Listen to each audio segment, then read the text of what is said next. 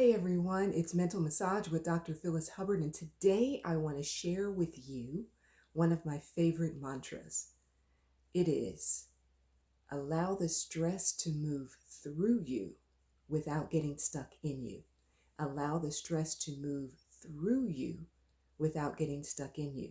And here's a short practice that you can do to help you do just that.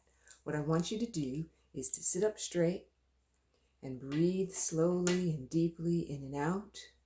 And as you breathe in and out, I want you to start pressing in on your chest or on your neck.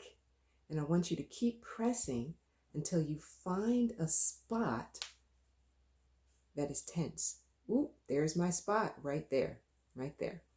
When you find the spot, take a slow, deep breath in. And as you exhale, press into that spot just a little bit. Breathe in again.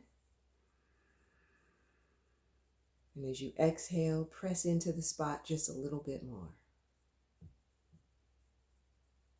Continue to do this until you feel the pain shift. It might not stop immediately, but you'll notice that it'll go from a really intense pain to maybe just a little less intense.